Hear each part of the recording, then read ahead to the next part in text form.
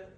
So I currently book TV adverts for Procter & Gamble, which is quite a scary job for a 21-year-old, but you can get used to it.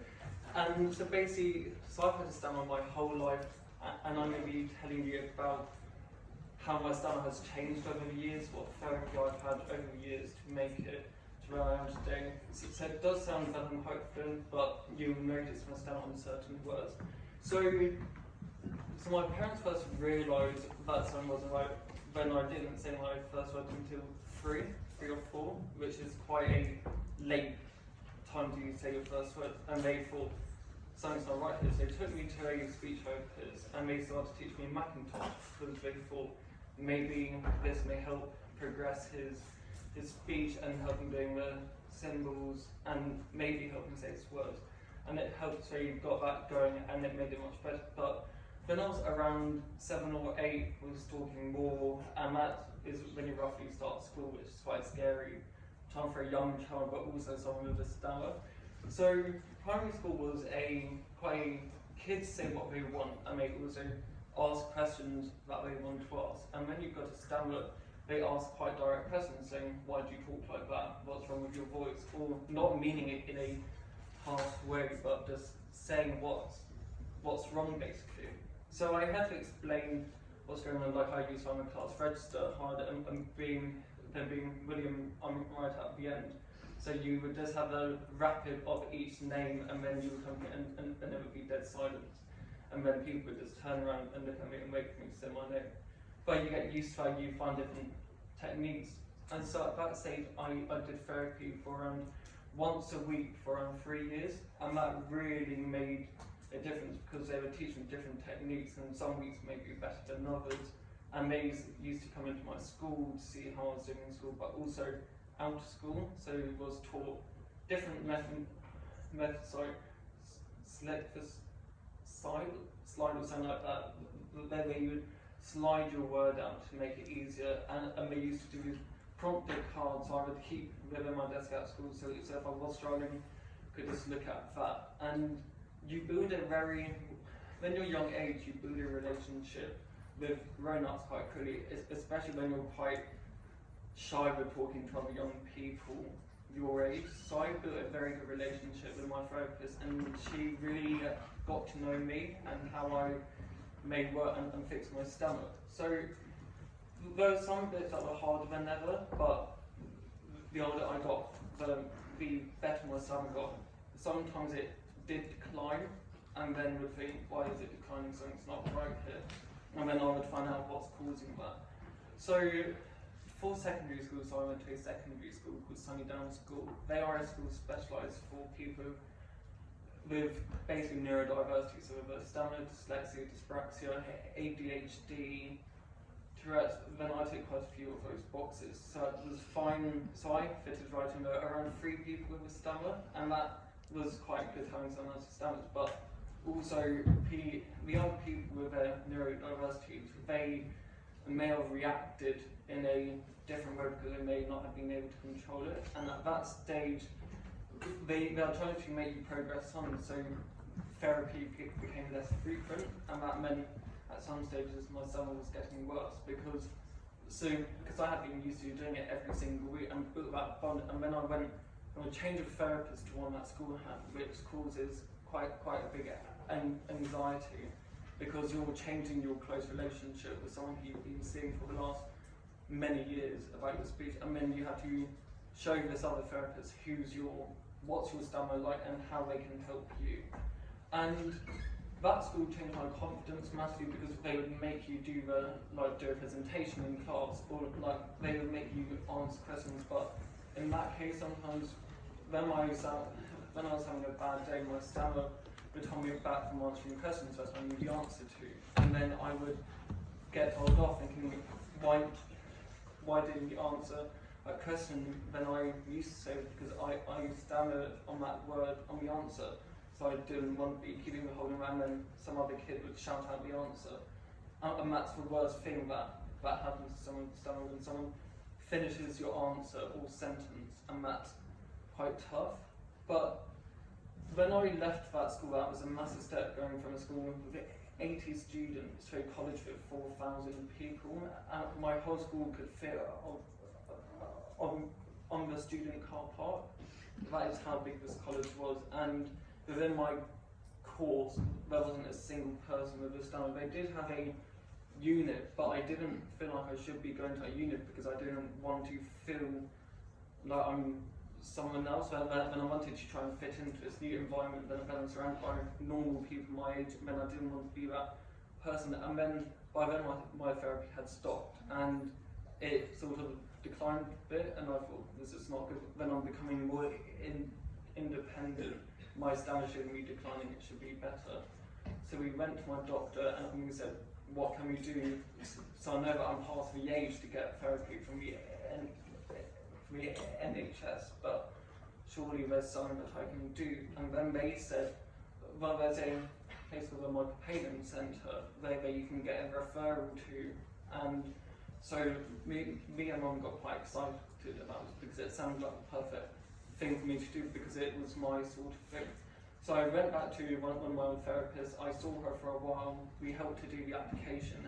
Then I got in, and when I first got to the micropayment, the person who saw me was one of my old teaching assistants from Sunnydown, and that put my stammer at ease because it's someone who I recognise. My stammer is always better when I see someone who I recognise or someone who I know that I have a association with, because you're relaxed around them, and when you're around new people, your stammer's worse because you're nervous about what they may think about you, but that wasn't the case here. So I got in, and it was an amazing experience. And then, like you meet new friends, you meet other people with stammer and how their stammer is different to yours. Like, no one has the same type of stammer. Your stammer is unique to you, and new therapists, they're trained to know what each stammer is and what the technique is. But I'll be talking about that further on. So you may be wondering what it's like to have a stammer growing up, and it's definitely a lot of pressure, and that's mainly self-pressure. You put yourself under a lot of pressure because you have such a build-up.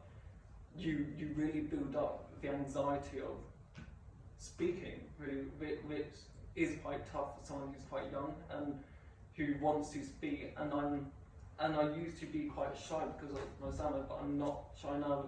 Then I think my colleagues would definitely say that I'm not shy now. But it's quite a hard thing because you don't know when it could happen. You don't know when it could be great. You don't know when it could be bad. Sometimes it changes on the events, what's going on, but it may not. And it's key for having a supportive family and friends. Like, all my family are so supportive. Like, they want me to do the best for my speech, and my friends also. Like, I've made sure that I've stuck with friends who won't be messing around with my stomach, because those people who do mess around, you don't want to be friends with. And there's quite a few people out there who don't realise that they're doing it, but the one joke too far is a bit too much to keep that friendship going. And like I said, you get along with the therapist. So like, me and Sharon have kept in contact for 4 years now, and because we built that bond during the Micropayment Centre, and she gets my stammer, and you build that such a close bond that they know you very well, more than some of your close family friends do, because they know how your voice works, and they want to help you as well. You'll be helping that person with their speech and in getting them to where they want to be. You may be having a bad day with them, they may not be taking on their sessions, but you may be having a good day. You will be helping them further down the line. And you may be wondering, was I bullied? Yes, like most people are, but mine was more than normal. Like, people are saying, why am I speaking funny? Is it, well, you sound stupid and stuff like that. But also, you get people telling you hurry up, to roll your eyes. Like, I had a supply teacher who got mad when I stammered, and then I reported to her straight away. I'm saying, they're not allowed to do this put me under massive anxiety for a few days because of what happened in front of the whole class. And you may be wondering, does it stop when you get older? Not as such as bullying, but you do get the odd comment, like rolling your eyes within a cafe, or the other week was catching a tube and I was lost amount of usage, which had lots of platforms. So I said to them, can you help me find this platform, because I'm lost? And they were the first one they just said, just go to the other platform. So I went back, I said, I'm so sorry, I can't find it. And first of all, he rolled his eyes when I stammered, and he also told me to F off because he already told me once, and there were other people standing around me and they noticed when he rolled his eyes when I stammered. And when I reported it to a TFL, they've done absolutely nothing. They didn't take it any further. They didn't say sorry for the action that was caused. They were saying sorry for what happened, but not what caused me be distressed. Then I was already late for my meetings. I was already quite nervous, which is when my stomach was bad. Then especially going to a stranger and asking them for help, that's quite a big step for someone with a stomach. And when so that sort of put me off from doing it. But now I think that is probably a unique type which may not happen again. And when I told my colleagues, they couldn't believe it, and they said, that's not normal, but you can't stop yourself from doing stuff like that because you won't proceed. So when I went to my occupational centre, lots of things happened. I was taught so many techniques. I met so many different people with a stammer. So I met some people with a stammer where they have facial movements where they stammer, which is a very key part, and then it's quite clear when they are stammering, and that's quite a so that must be quite hard for them. But you do have someone whose parents they moved from country to country, and the accent sort of calls their vocal box to stammer, so that's how they got their stammer from around 7 years old. But it wasn't as big as some others. But I was surrounded by people with stammer, so you got to learn other people's experiences and what not to do. So we were taught the iceberg of what feelings you may show on the outside, but what feelings you show beneath, and lots of those people with a stammer can relate to every single one of those. Lots of people sing to help their stammer, which I don't, but lots of people do, like Gareth Gaze, he's got a stammer and he sings to help it. Like Ed Sheeran has a stammer, Marilyn Monroe had a stammer, then Elvis Presley actually had a stammer. So there are so many people you don't realise have a stammer, and then they all went through therapy to get to where we are today. And the countdown method, I still use it now to not to a certain state, but I still use it to get these sentences across from what I want to say. And so to get different things opened up to media. So I did a BBC Three documentary called Things Not to Say Something. Then they give you very stereotypical questions like, oh, it's like from the King's Speech, or do you burst into song, or those sort of questions. But they are questions you do get, so they do make you realise on how you react to it. And I'm now an ambassador for a charity, so I help inspire young people going into a workplace who are afraid of their stammer. So I'm doing my apprenticeship, and I'm also doing an influencer role for my apprenticeship provider, where I go to schools, events to basically promote the apprenticeship scheme. And that involves a lot of speaking. And I thought the only thing for me to get across this fear with my stammer is doing these sort of events, I'm now to get across. So I'm doing different events, next week I've got 3 different panels going on, which I never thought that I would be doing before. But I'm not letting my stammer stop me, because then if I let me hold it back, would be therefore wouldn't do things in life, because lots of things require talking. My job requires picking up the phone and talking to big senior people, or sometimes may just revert to an email, but sometimes you do have to pick up the phone. But I find picking up the phone really hard to do, because that's when my stammer's worse. Then I answer the call. But they are a very supportive team, so they didn't know what a stammer was, and so it was quite they knew about it before I joined, but they've been so supportive. Whenever I do stuff about my stammer, they always share it, they always want to know more about it, because it's in their experience. That's how not spoken about the stammer is, because lots of people still find it quite unique, and it shouldn't be that way.